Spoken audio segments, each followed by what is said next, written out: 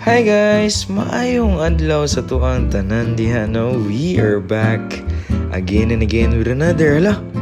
Kuyawa. Okay karon, this is our 4th day na magkandak sa tuang thesis. Magkuha og sample so mag-collect na sa tuang mga data. So, without further ado ay sabay ta ninyo aron maka-insight pud mo kung saan niya ang tuang thesis. Let's go! Ang location na nato karon guys is sa Barangay Palkan sa Pulumulok.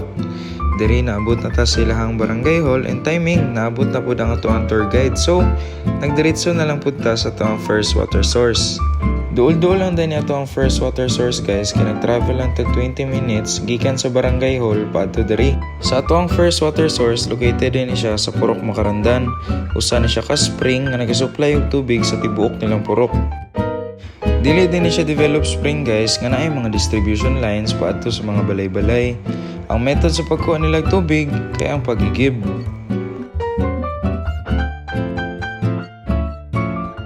Si Tiltil na assign for tasting karon guys and diri gitilawan niya. Nag-smile mo po siya. Kaguro ni ikulay ang tubig. And moving to our second water source guys, usa din siya ka reservoir tank na located lang gyapon sa Purok Makarandan.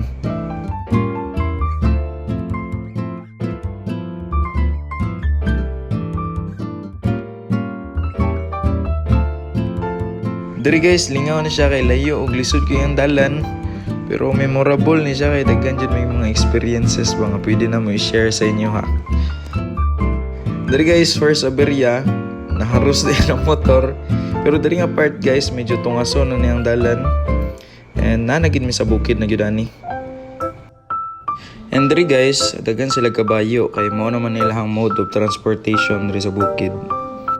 Kaniya mo ang ginagian guys. Amot asa mi naabot ani. Diri guys, nag-trail na jud mi ani. Ginahapak ko ni Andrea kay nahadlok na daw siya. Pero mo tayo mahimo drink thesis man ato ni. And nice lang guys, kay sa babaw sa bukid kidagan sila tanom nga kape. Diri gurugi ka ng kape sa kopi guys no.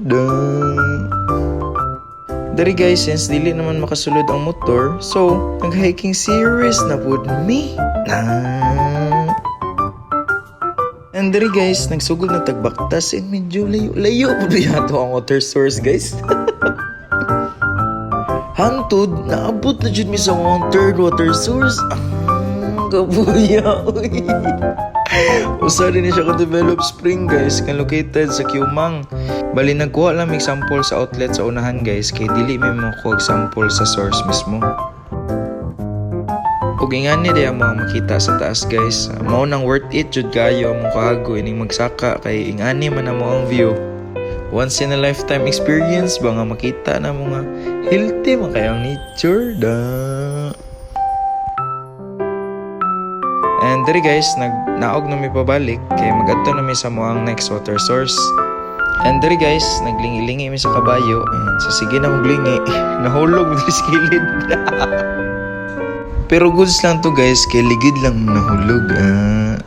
Diri na mi guys, panaog. Delikado jud kay siyang panaog guys, kay subida kayo ang dalan. Ug mahulog ta diri guys. Diretso ra sa mga hilot.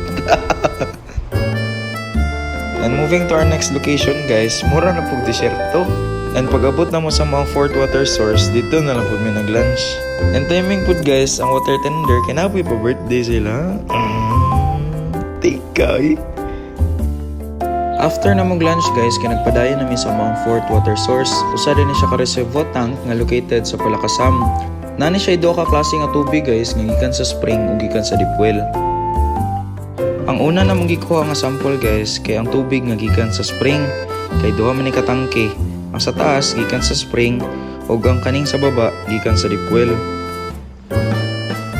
And next na mong gikuha na sample guys kay kaning sa deep well na. Bali kusog-kusog pug yun ihang discharge diri.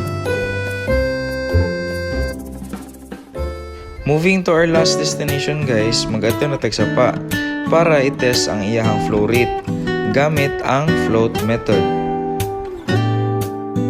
Diri guys, naabot na ta sa sapa. Ato nang gi-prepare ato ang mga gamit o gisukat na ang area. Ping-pong ball lang Japon na to ang gigamit guys, og ipalutaw lang siya sa tubig. And after na mo na kolekta ng data guys, kaya nagbalik na mi sa balay for equally testing. Kaso lang guys, wala di ko video sa equally testing. Naade ata to sa isa ka device. After all, murag mauro mo po dito tanan guys, no? Thank you so much for watching. I hope nag-enjoy mo and stay tuned sa to ang mga future uploads kay naa pa jud yapon ko mga video nga wala pa na edit. Thank you so much. God bless and remember to always be happy. Bye guys!